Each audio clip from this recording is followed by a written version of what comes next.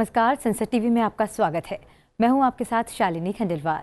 सुबह के 10 बज गए हैं और मैं हाजिर हूं अभी तक के तमाम अपडेट्स के साथ अपडेट एट 10 में।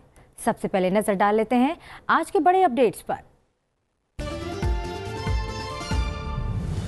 भारत का आरोप, कनाडा के कुछ राजनयिक नई दिल्ली के आंतरिक मामलों में हस्तक्षेप करने में शामिल। भारत में अपनी राजनयिक उपस्थिति कम करने का कनाडा को दिया निर्देश। भारत के नेतृत्व में G20 शिखर सम्मेलन की अपार सफलता के बाद अब देश करेगा P20 का आयोजन। भारतीय संसद की मेजबानी में होगा G20 संसदीय अध्यक्षों का शिखर सम्मेलन। लोकसभा अध्यक्ष ओम बिरला आज देंगे आयोजन के संबंध में जानकारी। बुलेट ट्रेन निर्माण में देश ने पूरा किया एक बड़ा लक्ष्य। बुलेट ट्रेन के पहला माउंटेन टनल बनकर तैयार। 320 किलोमीटर प्रति घंटे की रफ्तार से गुजरेगी बुलेट ट्रेन। मुंबई से अहमदाबाद तक के सफर में लगेंगे 127 minute. RBI governor Shaktikanta Das करेंगे नई मॉनेटरी पॉलिसी की घोषणा। बुधवार से शुरू हुई थी मौद्रिक नीति समिति की द्विमासिक मौद्रिक समीक्षा बैठक। और भारत की मेजबानी में शुरू हुआ क्रिकेट वर्ल्ड कप 2023। पहले मैच में न्यूजीलैंड ने दी इंग्लैंड को 9 विकेट से मात। दूसरे मुकाबले में आज पाकिस्तान और नीदरलैंड होंगे आमने सामने।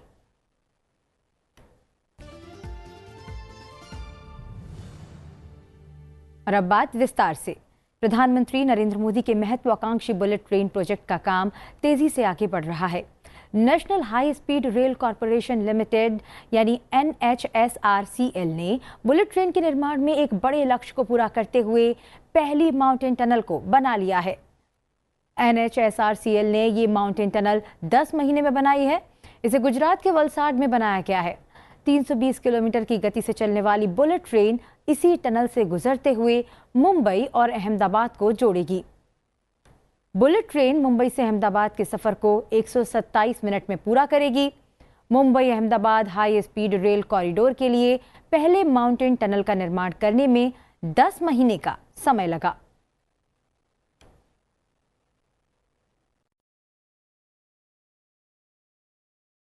केंद्र ने गुरुवार को जेल में बंद अलगाववादी शब्बीर अहमद शाह की Jammu Kashmir democratic freedom party पर उसकी भारत विरोधी और पाकिस्तान समर्थक गतिविधियों के लिए 5 साल के लिए प्रतिबंध लगा दिया। बैन के बाद अब ये पार्टी सियासी गतिविधियों में भाग नहीं ले सकती। एक आधिकारिक अधिसूचना के मुताबिक केंद्र सरकार ने प्रतिबंध का आदेश गैर कानूनी गतिविधियां रोकथाम अधिनियम के तहत दिया है। सरकार द्वारा जारी अधिसूचना में कहा गया है कि ये संगठन वर्ष 1998 से राष्ट्र विरोधी गतिविधियों में संलिप्त है और इसके सदस्यों ने हमेशा भारत में अलगाववाद और आतंकवादी कृत्यों को बढ़ावा दिया है। इस संगठन के सदस्य लोगों को भड़काकर कश्मीर को एक अलग इस्लामिक राज्य बनाना चाहते हैं, जो भारत की संप्रभुता, सुरक्षा और अखंडता के लिए हानिकारक है। इस संगठन के खिलाफ UAPA 1967, IPC 1860, आर्म्स एक्ट 1959 और रणबीर दंड संहिता 1932 की विभिन्न धाराओं के तहत कई आपराधिक मामले दर्ज किए गए हैं।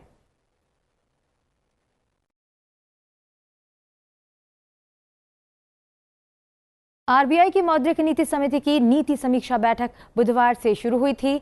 इस 3 दिवसीय बैठक की अध्यक्षता आरबीआई के गवर्नर शक्तिकांत दास ने की।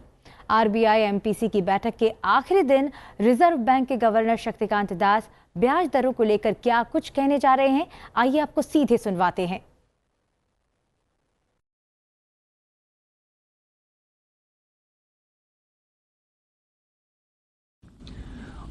Let me now turn to the decisions and deliberations of the Monetary Policy Committee, that is the MPC. The MPC met on 4th, 5th and 6th October 2023. After a detailed assessment of the evolving macroeconomic and financial developments and the outlook, it decided unanimously to keep the policy repo rate unchanged at 6.5%. Consequently, the standing deposit facility, that is SDF rate, and the bank rate remain at consequently the standing deposit facility rate remains at 6.25%, and the marginal standing facility, that is MSF rate, and bank rate at 6.7%. The MPC also decided by a majority of 5 out of 6 members to remain focused on withdrawal of accommodation to ensure that inflation progressively aligns to the target while supporting growth. Now, you may say that this is a status quo policy. Yes, to the extent that the rate and the stance remained unchanged, it is a status quo policy. But there are many aspects of the statement and our policy which I am going to now spell out, which will reflect, which will reveal and give an idea about our approach, not only to monetary policy, but also to various aspects of monetary policy as we move forward during this, amidst this global challenges and headwinds. I shall now briefly set out the MPC's rationale for these decisions on the policy rate and the stance. Headline inflation has surged in July, driven by tomato and other vegetable prices. It corrected partly in August and is expected to see further easing in September on the back of moderation of these prices. A silver lining amidst all these is declining core inflation, that is CPI inflation excluding food and fuel. The overall inflation outlook, however, is clouded by uncertainties from the fall in Kharif sowing for certain key crops like pulses and oilseeds, lower reservoir levels, and volatile global food and energy prices. The MPC observed that the recurring incidence of large and overlapping food price shocks can impart generalization and persistence to headline inflation. Economic activity, on the other hand, has remained resilient. Taking into account the evolving inflation growth dynamics and the cumulative policy repo rate hike of 200 basis points, 250 basis points, which is still working through the economy, the MPC decided to keep the policy repo rate unchanged at 6.5% in this meeting of the MPC. The transmission of the 250 basis points increase in the policy repo rate to bank lending and deposit rates is still incomplete, and hence the MPC decided to remain focused on withdrawal of accommodation. The MPC remains highly alert and prepared to undertake timely policy measures as may be necessary in order to align inflation to the target and anchor inflation expectations. I would now like to provide an assessment of the growth and inflation scenario, to begin with global growth. Let me turn to a detailed assessment of the growth and inflation dynamics, starting with the external environment. As I just mentioned, the global economy is slowing under the impact of tight financial conditions, protracted geopolitical tensions, and increasing geoeconomic fragmentation. Global trade is contracting. Headline inflation is easing but rules above the target in major economies. While major central banks are signaling a peaking of their rate hike cycle, there are indications that the tight monetary policy stance could persist for longer than anticipated earlier. Sovereign bond yields have firmed up, the US dollar has appreciated, and global equity markets have corrected. Coming to domestic growth, in contrast to global trends, domestic economic activity exhibits resilience on the back of strong demand, that is, strong domestic demand. The momentum in agricultural activity in the second quarter of this financial year, that is 23-24, has been sustained, although the monsoon has been somewhat uneven. The acreage under Kharif crops as on September 29 was 0.2% above the last year's level. The industrial sector extended recovery in the second quarter. Manufacturing sector gained ground in July and August, supported by key sectors such as pharmaceuticals, basic metals, cement, motor vehicles, and food products and beverages. The Purchasing Managers Index, that is PMI for manufacturing, remained robust in September also.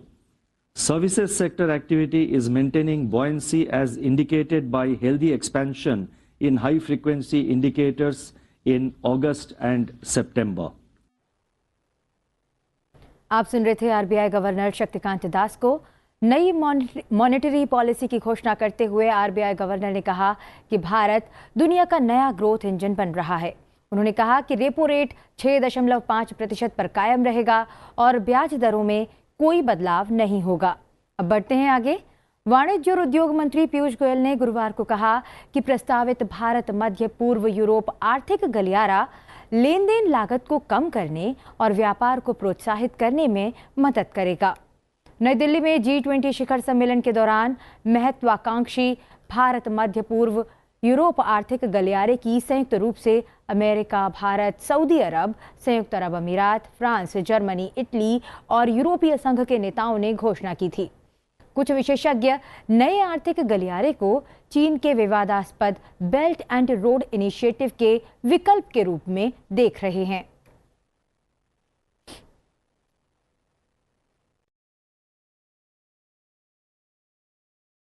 उपराष्ट्रपति जगदीप धनखड़ आज राजस्थान के दौरे पर रहेंगे। इस दौरान उपराष्ट्रपति लक्ष्मणगढ़ के मोदी विज्ञान एवं प्रौद्योगिकी विश्वविद्यालय में छात्रों को संबोधित करेंगे। अपनी इस एक दिवसीय यात्रा में उपराष्ट्रपति त्रिवेणी धाम, सांगलिया धूणी और वीर तेजाजी मंदिर में दर्शन भी करेंगे।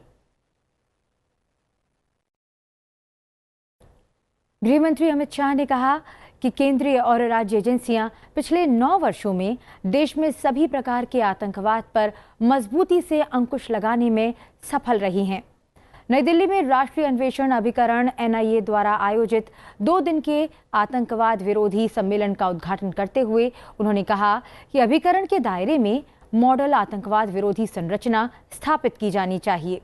अपने उद्घाटन भाषण में केंद्रीय गृह मंत्री अमित शाह ने कहा कि प्रधानमंत्री नरेंद्र मोदी के नेतृत्व में केंद्रीय और राज्य एजेंसियां पिछले 9 वर्षों में देश में सभी प्रकार के आतंकवाद पर मजबूती से अंकुश लगाने में सफल रही हैं।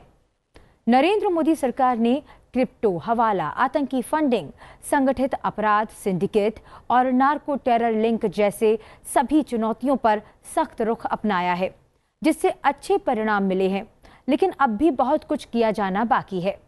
अमित शाह ने कहा कि केंद्रीय और राज्य एजेंसियों के बीच बेहतर समन्वय के लिए राज्यों में सभी आतंकवाद विरोधी एजेंसियों की जांच के पदानुक्रम, संरचना और मानक संचालन प्रक्रिया को एक समान बनाया जाना चाहिए। गृह मंत्री ने इस बात पर भी जोर दिया कि सभी आतंकवाद विरोधी एजेंसियों को आतंकवादियों पर इस प्रकार की कार्रवाई करनी चाहिए कि कोई नया आतंकी संगठन न बन सके। उन्होंने कहा कि NIA, आतंकवाद निरोधक दस्ते और विशेष कार्य बलों का काम केवल जांच तक ही सीमित नहीं रहना चाहिए, बल्कि उन्हें आतंकवाद से निपटने के लिए लीक से हटकर सोचना चाहिए और उसी प्रकार कदम उठाने चाहिए।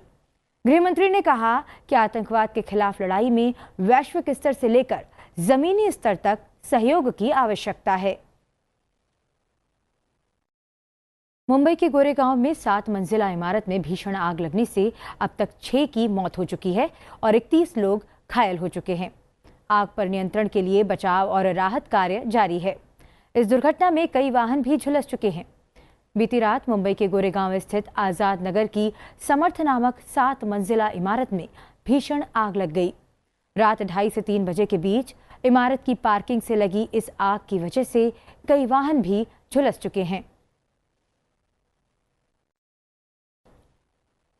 भारत ने इस बात पर जोर दिया कि कनाडा को भारत में अपनी राजनयिक उपस्थिति कम करनी चाहिए। भारत ने आरोप लगाया कि कनाडा के कुछ राजनयिक नई दिल्ली के आंतरिक मामलों में हस्तक्षेप करने में शामिल हैं, जिसकी वजह से दोनों देशों के बीच संबंधों में तनाव आ गया है। विदेश मंत्रालय की प्रवक्ता अरिंदम बागची ने कहा कि आपसी राजनयिक उपस्थिति और आगे के तौर तरीकों पर चर्चा चल रही है। उन्होंने स्पष्ट संकेत दिया कि भारत इस मुद्दे पर अपनी स्थिति की समीक्षा नहीं करेगा। बढ़ते कूटनीतिक विवाद के बीच इस सप्ताह की शुरुआत में भारत ने कनाडा से अपने कई राजनयिकों को वापस बुलाने के लिए कहा।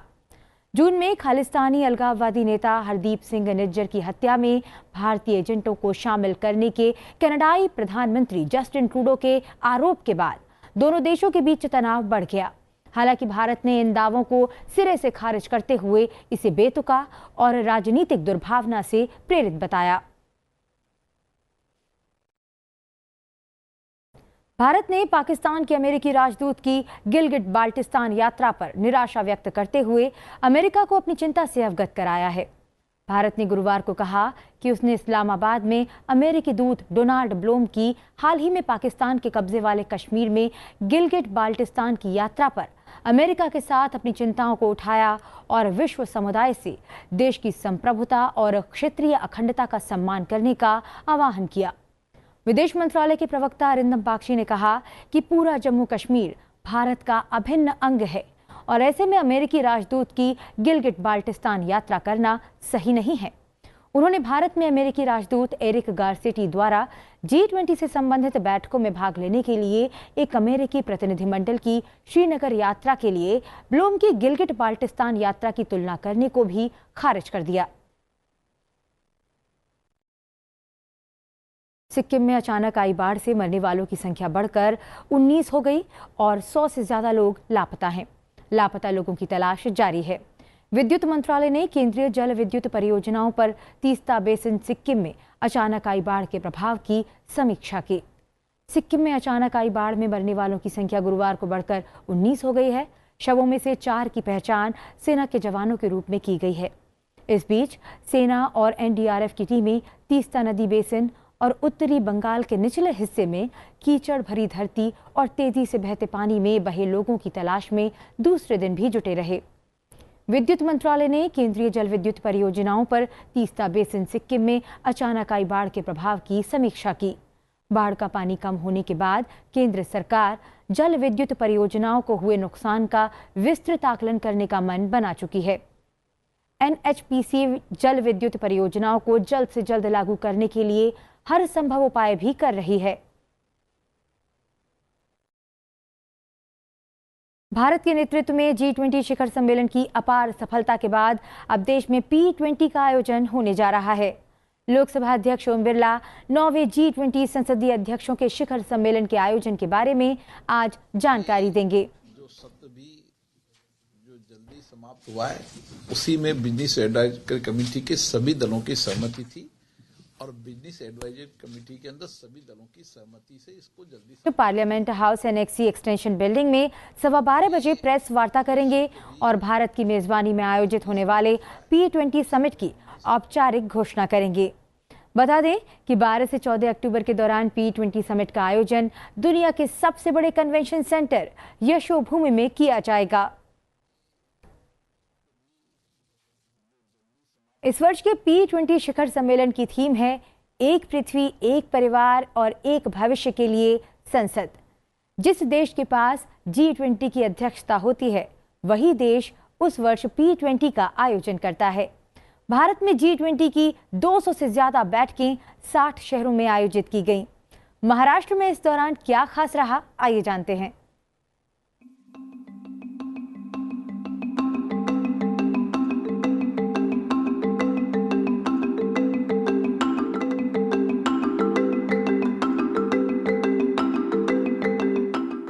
We believe that foundational literacy forms a strong base for our youth.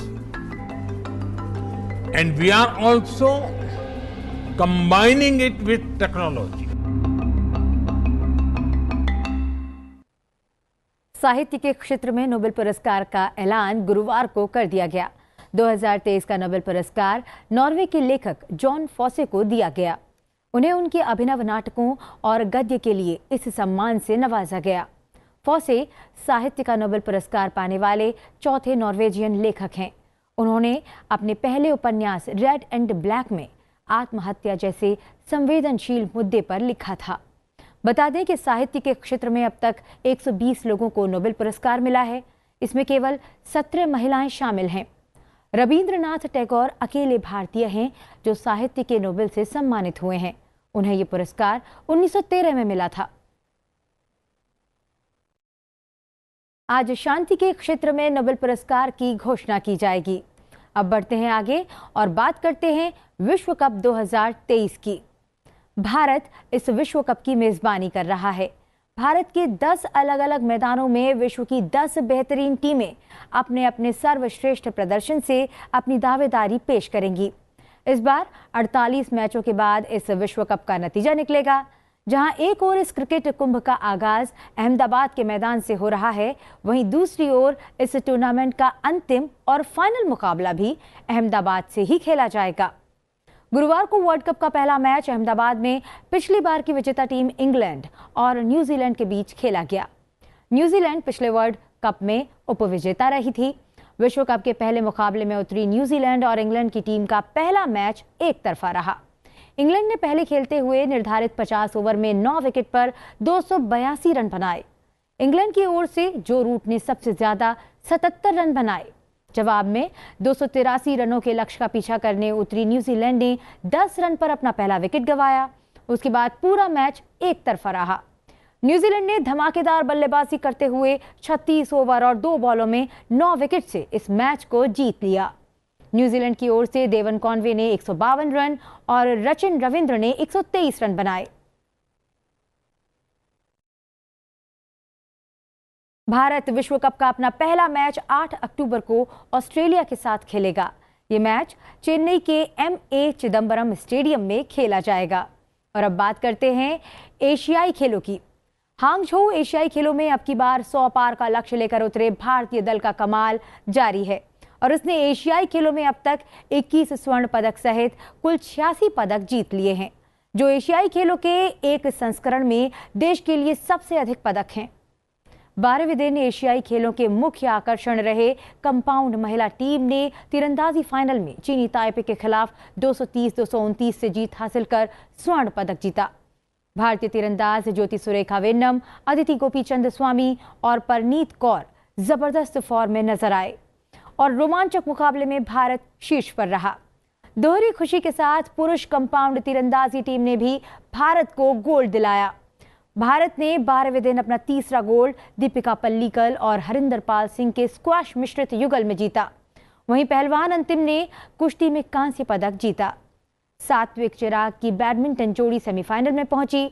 इससे पहले भारत को एक बड़ा झटका लगा जब सुपरस्टार पीवी सिंधु बैडमिंटन में महिला एकल क्वार्टर फाइनल से बाहर हो गईं। भारतीय शटलर चीन की हे बिंग जियाओ से सीधे गेम में हार गईं। वहीं बैडमिंटन में एचएस प्रणय ने अपना क्वार्टर फाइनल मुकाबला जीतकर सेमीफाइनल में जगह बनाई और उनका पदक भी पक्का हो गया। भारत 86 पदकों के साथ चौथे स्थान पर बना हुआ है। आइए अब एक वीडियो के जरिए देखते हैं 12वें दिन भारत का प्रदर्शन।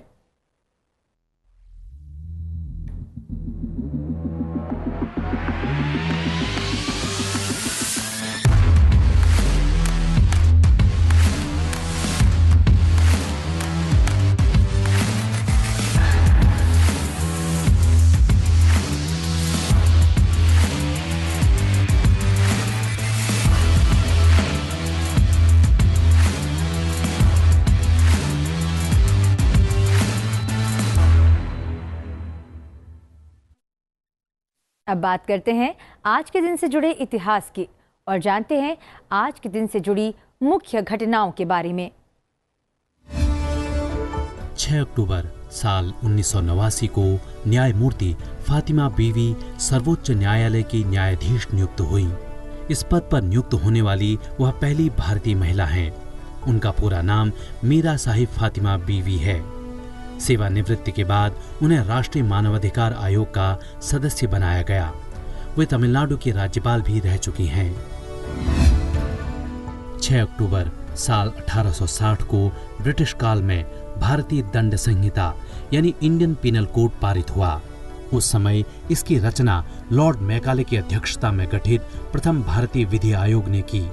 यह कानून अपराधों को बताता है और उनमें से प्रत्येक के लिए सजा और जुर्माना तय करता है। आईपीसी के अंतर्गत हत्या से लेकर रेप और चोरी से लेकर मानहानि तक हर अपराध की सजा क्या होगी इस कानून में तय किया गया है। आईपीसी में कई बार संशोधन हुए हैं। जैसे दहेज हत्या से लेकर कई अपराध जुड़े हैं तो कई बार अपराध हटे भी हैं। 6 अक्टूबर साल 1893 को मेघनाथ साहा का जन्म स्वतंत्रता पूर्व बंगाल प्रेसिडेंसी यानी वर्तमान बांग्लादेश के श्योरताली गांव में हुआ। साहा सुप्रसिद्ध खगोल विज्ञानी थे। उन्होंने गणित और भौतिकी के क्षेत्र में महत्वपूर्ण योगदान दिया।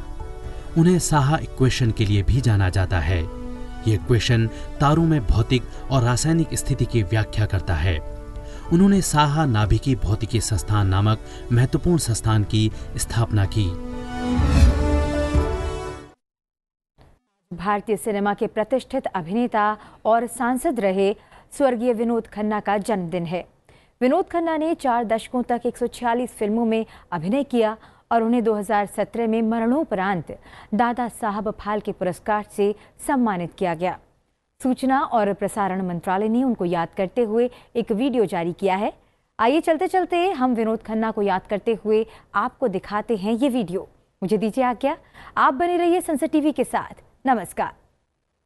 रुक जाना नहीं तू कहीं हार के, कांटों पे चल के मिलेंगे साए बहार के। रुक जाना नहीं तू कहीं हार के, कांटों पे चल के मिलेंगे साए बहार के।